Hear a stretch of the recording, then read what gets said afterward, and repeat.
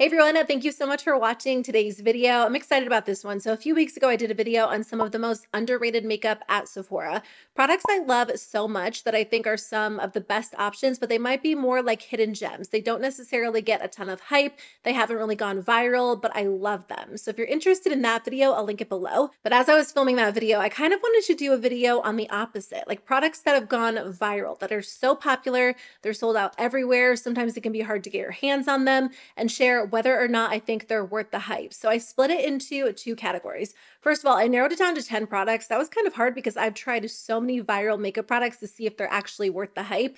But in today's video, I have 10. 5 that I think are definitely worth the hype. They're amazing options, and I feel like they've lived up to all of their claims. And then 5 that I enjoy because I still have them in my collection. I use them, but I do think the hype was maybe a little bit over the top. So I hope you enjoyed today's video. I thought it'd be fun to kind of go through them. Let's just kind of jump back and forth. So we'll start with the product that's worth the hype and then maybe share one that was a little bit overhyped. Okay, let's start with this one. This is a lip gloss from Lawless. I heard so many people raving about this product on YouTube, and I finally tried it out. I think it's actually been out for a little while, and they've been launching additional shades. They recently launched this one for summer in the shade Juicy Watermelon. I just picked this up a few weeks ago because during the Sephora VIB sale, I grabbed the Cherry Vanilla one, and I have worn it so much that I was like, okay, you definitely love this formula. You can buy another one. I try not to like immediately run out and buy 3 or 4 shades from a line before I've actually tried it. I want to make sure it's a formula I love and I use all the time.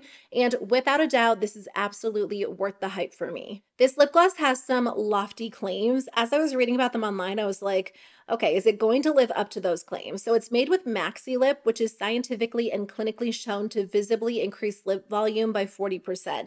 They say it has immediate and long-term softening, hydrating benefits. And of course, it just gives you like a very glossy, full look. Honestly, these look amazing on the lips. I just wore this pink one in a recent video over a pink liner. I'll include a clip of it, and it looks amazing on top of liner. Like obviously you're going to get a more vibrant look, but when you wear these on their own, they are pretty sheer. So they give you a hint of color without being over the top, but they really do make your lips look incredibly full, so voluminous, very soft and smooth. They fill in all of the lines, and they actually last on the lips pretty well. There's a little bit of like a tacky feel to these, which I used to hate. Like anytime a lip gloss felt sticky at all, I would immediately write it off.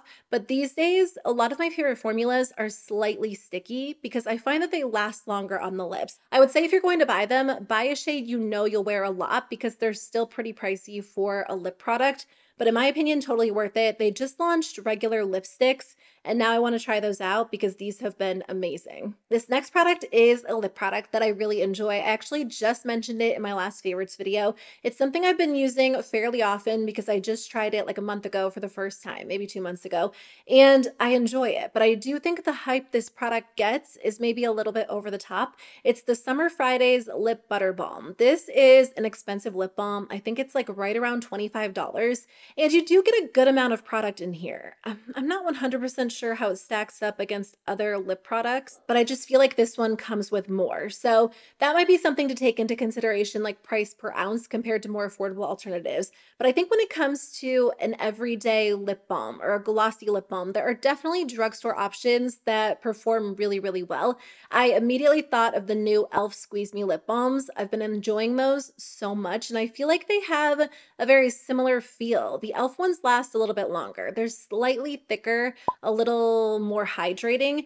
This has more of like a soft, thin, buttery feel. So I do find that I end up reapplying this one a little more often. I will say Summer Fridays has really beautiful shades to choose from, and sometimes it comes down to that. Like, is there a shade you'll wear a ton in a certain line? And, you know, maybe when it comes to Summer Fridays, you like those shades better than e.l.f., but the e.l.f. lip balms are $4. There are other drugstore products that come close, in my opinion, that as much as I love this one, I don't think you have to run out and spend $24 on this lip balm. This one really went viral. I see a ton of people on TikTok using this, and I feel like that really added to the hype to the point where it was sold out on Sephora's website, it was sold out in stores, and it's a good option, but maybe not necessarily worth the amount of hype it gets.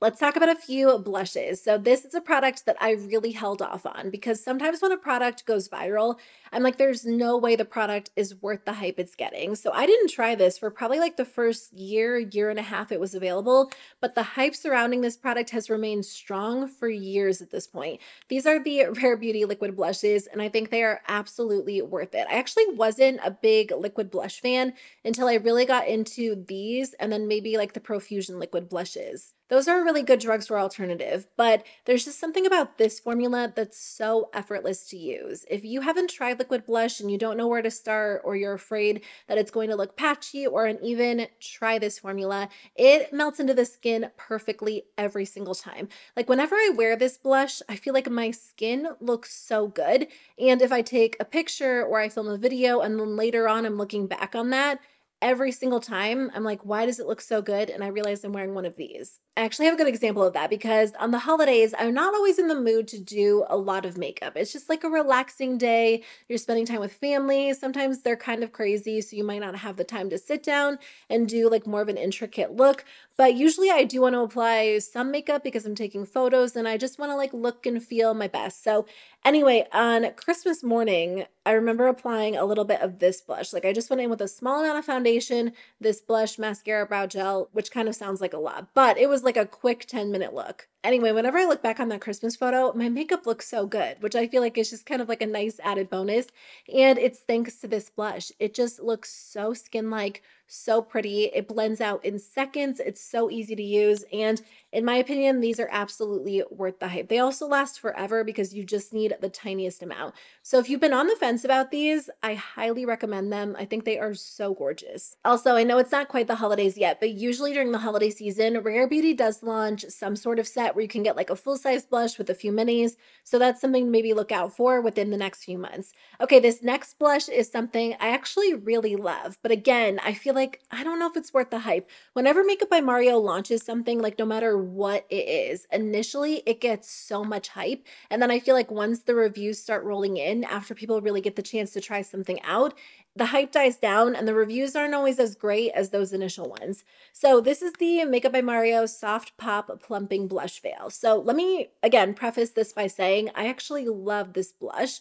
I think it looks so gorgeous on the skin, and I do want to pick up another shade, but I don't think this is the blush for everyone. This has like a very balm-like texture to it. It looks very soft on the skin. It's a little bit more natural. I do have one of the lighter shades, so I'm not 100% sure if the deeper shades are going to appear a lot more vibrant on the skin, or if those are also very soft as well. The thing about this blush is it looks pretty. Like it definitely has a natural glow to it, almost a sheer finish.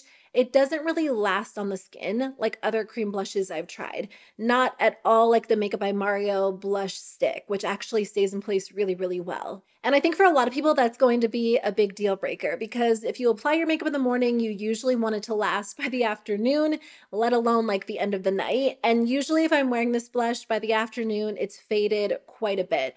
I feel like I can overlook that because some days I don't want something quite as vibrant as like the Rare Beauty blush, and I don't mind if it does fade because it looks really natural on the skin. So I've been enjoying this a lot, but I think that's something that a lot of reviews haven't really touched on. You know what? ColourPop recently launched a blush formula that is so similar to this. I feel like it is basically a spot-on dupe. So if you don't want to spend the money on the Makeup by Mario one, the ColourPop one is a good option.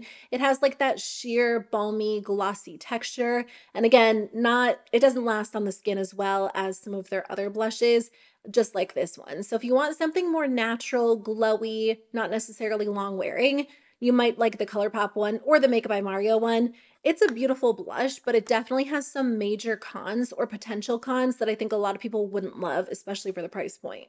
The Natasha Denona HyGlam Concealer is one of my favorite launches of 2023, like easily top 3 products. I wear this almost every single day. Since I purchased this, I've like basically neglected all of my other concealers because this looks so good on the skin. I really didn't think it would live up to the hype that it got because again, just like a lot of these other brands like Makeup by Mario, Rare Beauty, Natasha Denona, as soon as they launch something, people are hyping it up. It's going viral, it's selling out, and you just don't always know if the product is actually that good or if people just love it for the brand. I really like Natasha Denona eyeshadows, but I haven't tried a ton of her other products.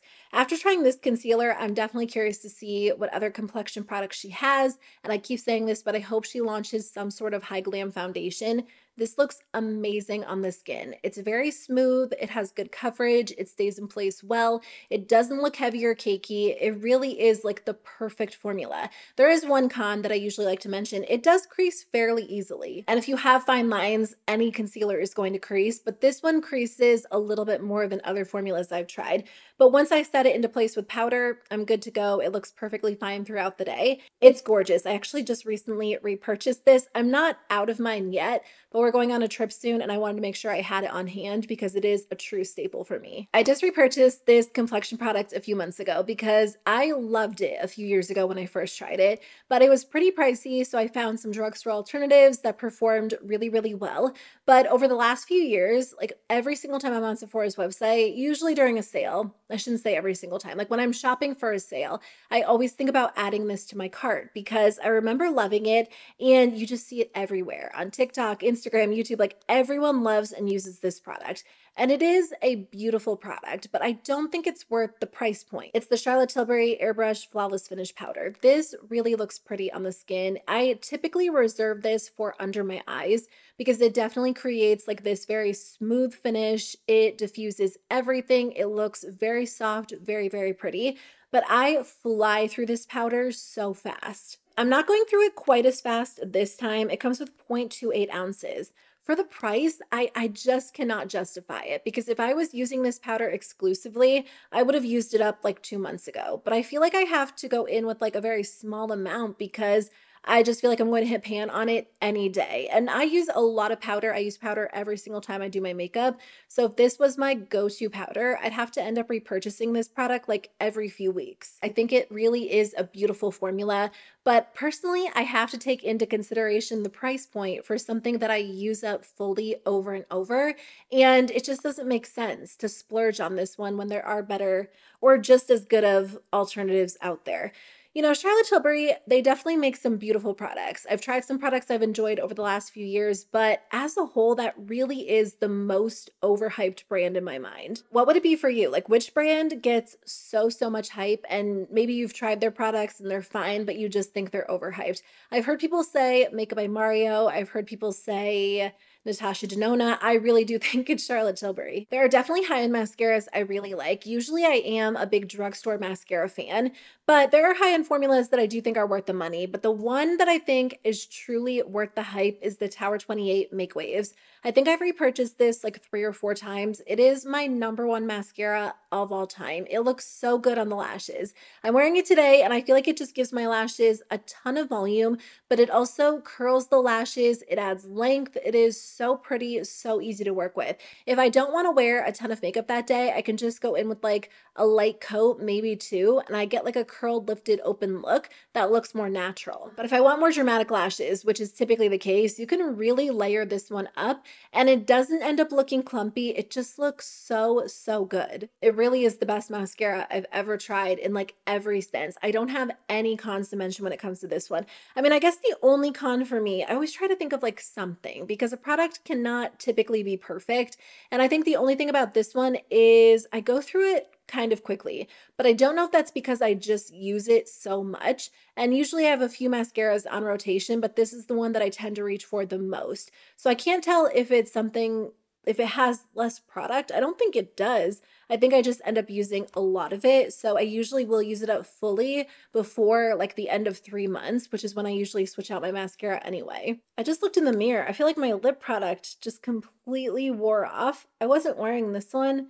I was wearing one of the Rare Beauty Stay Vulnerable Glossy Lip Balms, and I must be talking a lot because it just completely disappeared. Okay, this next product is something that went viral so fast, but I feel like the downfall was just as fast. It's the Makeup by Mario Surreal Skin Foundation. I think this was one of the first launches of 2023. It either came out like at the when did this come out? Like the last week of December last year or like the very beginning of January this year. And I almost feel like whatever launches in the beginning of the year tends to get a lot of hype because it's a new collection, a new product. I mean, there are so many launches around the holiday season, but those are different. Those tend to be like limited edition collections and palettes and mini sets, whereas the beginning of the year tends to be like either complexion launches or full collections. Anyway, I feel like now that some time has passed, this product has so many mixed reviews. It is very glowy, very pretty on the skin. It actually stays in place on my skin better than other glowy foundations, including the one from Kosas.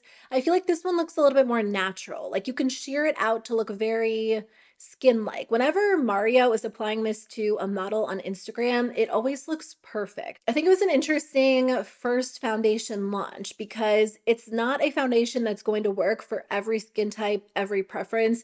And I don't know that there is a formula that's like that, but this is a very glowy, very hydrating foundation. So typically if you have oily skin or even normal skin, you might not love this because it's not quite as long lasting as more of like a natural or satin or matte foundation. I do have it in my collection. I don't wear it on its own a ton these days because it's been so hot outside, but I will mix it in with more matte foundations. That being said, I definitely don't think this one is worth the hype it got. I think it just tends to appeal to a smaller audience in general because of the formulation. So it's pretty, but I would say if you can get a sample of this, definitely try that before running out and buying it. The last product that is without a doubt worth the hype in my mind is this one from Rare Beauty. And I guess maybe this is one of my top 3 launches of 2023 as well. These again went viral immediately when they first launched and I held off. I don't know what it is about Rare Beauty, but I don't always try their products right away. I finally picked them up because I've heard so many good things about them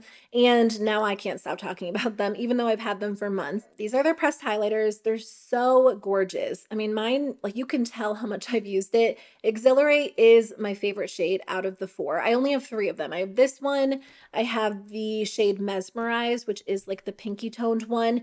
And then I also have, I forget what the other name is, but it's like the pearl one. I wear these almost every single day, whether I have like a very natural makeup look on or something more full coverage, more full glam. They just look so good. And I've heard multiple people say this at this point, but they're basically like, they give the effect of a cream highlighter in powder form. So they're faster to apply. They're very easy to apply. They glide on the skin. They have like a true glass-like finish. They're very thin, super lightweight, but stunning. 100% without a doubt, my favorite highlighter formula of all time. They're amazing. So these are perfect. I want to try the Rare Beauty liquid highlighters. I haven't tried those yet, but I feel like I really don't need another highlighter after trying these. I can't imagine I'll find another formula I like better, really ever, because these are just the best. Last product that I just don't necessarily think is worth the hype it tends to get is the Saie Sun Melt Natural Cream Bronzer.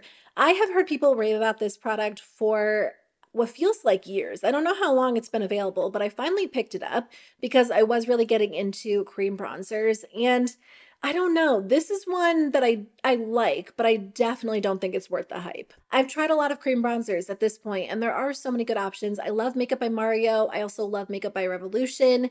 I feel like in general, a lot of cream bronzers end up performing somewhat similarly. And the thing about this one is it's not the creamiest cream bronzer. So if I haven't used it for a while, not that it like completely dries up, but I feel like I have to almost like reactivate it by like removing the top layer, just by like swatching it. And then I'll go in with my brush and it'll apply a little bit better, but sometimes this can look a little bit patchy on the skin and not quite as smooth or even as other formulas I've tried. I think this could be a really good option for you if you have oily skin or you're looking for more of a long-lasting cream formula. It has a similar, I don't know if it has like a similar texture. It kind of reminds me of the LYS Beauty blushes. They're cream blushes. They're like the least dewy, glowy cream blush I've ever tried, but they last on the skin. And that's how this one feels. But again, sometimes this has a tendency to look a little bit patchy on me. So in my opinion, I just don't think this one is one that really lives up to the hype it gets. And it's fine, but I wouldn't say run out and buy this if you have other formulas you like. Those are all of the products I wanted to cover in today's video. If you want to see a video on underrated makeup products, kind of like hidden gems at Sephora that don't get enough love or enough hype, I'll link that video on the screen. I just filmed that a few weeks ago, but thank you so much for watching. Thanks for being here. I really appreciate it. I will see you very soon with a new video. Bye.